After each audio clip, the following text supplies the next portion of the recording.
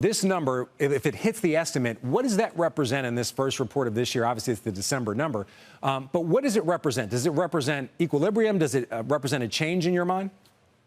Not much of a change, and I am expecting to see kind of another mediocre, soft-ish jobs report this morning or something around consensus. And, I'll just point out that the stagnant labor market and these kind of mediocre jobs reports month over month, it's not terrible news, right? But it does have a cumulative effect of us adding many more jobs in 2025 than we added in 2024 for sure. All right. An unemployment rate of 4.5%. While not historically high, it is high compared to what we've seen recently.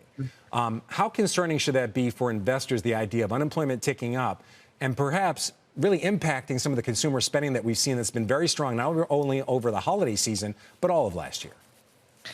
Right. So from a historical perspective, if we do end up with a 4.5% unemployment rate this morning, that's still historically relatively low. But as you mentioned, it is higher than we've seen, in the last 6 or 7 years. It still remains quite low for many demographic groups, but there are some groups that we're keeping an eye on, including the youngest workers really age about 16 to 24, also African-American women and some other groups that have seen unemployment rates go up quite a bit over the last year. So I would say from like a macro point of view, that remains a strong unemployment rate. But there are micro effects. There are smaller, demographic groups that we're paying attention to. All right. I think this is a bit of a head scratcher for me, and I'm hoping that you can just kind of illuminate it. We see the GDP report, or the GDP estimate, I should say, from the Atlanta Fed at 5.4%. It jumped significantly, and obviously that's based on those trade deficit numbers. So it may be a bit skewed, but the idea of the economy being so strong and unemployment actually ticking up, how often do we see that, and what is that actually a sign of? This is a pretty unusual labor market, and for the low hire environment cannot exist forever in a world where GDP is growing the way it is, right? At some point, there will have to be a change where either GDP does continue to grow in the way that it has been the latter part of this year, and companies have to start hiring more, or things slow down a bit and we see layoffs go up and we move in the other direction. But we can't stay in this low hire environment forever, for sure. Okay. With that in mind, the strength of the economy right now, do you expect to see hiring pick up in 2026?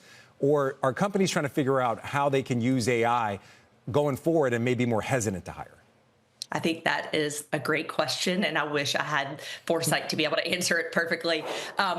I think it depends, right? It depends on what sector you're in. It depends on where you live, kind of how the job market feels. I will point out that next week, Indeed is releasing our best jobs report that shows that there is still quite a bit of strength in hiring markets, especially in specific targeted jobs that are hard to pause, hard to replace. And so roles in industries like healthcare, in engineering, also in tech, we have seen a big cooling in the tech market, but in roles related to AI or cloud computing, cybersecurity, we're still seeing a lot of strength in those areas in hiring markets. Speaking of strength, we're seeing a lot of strength in healthcare, but just based on the economic numbers, or estimates, I should say, we're seeing, it's not a number, it's an estimate. I just want to be clear.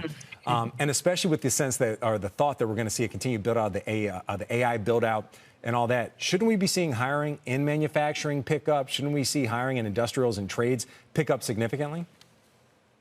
Well, I think it depends. I think economic uncertainty is proving to be a pretty heavy weight on companies. It's hard for people to make decisions when there's a lot of uncertainty in the economy, and we've seen a lot, right? Whether it is from policy-related uncertainty or, as you point out, AI-related uncertainty, right? What role will AI play in 2026? What will it be capable of doing at the end of 26 compared to what it was this year? I think there is a lot of uncertainty that continues into this year, so I don't think it's quite as clear of an answer as it could be because of that uncertainty. Laura, I know you don't have a crystal ball. You made that very clear, but I do want to ask you just very briefly, because we got to get going.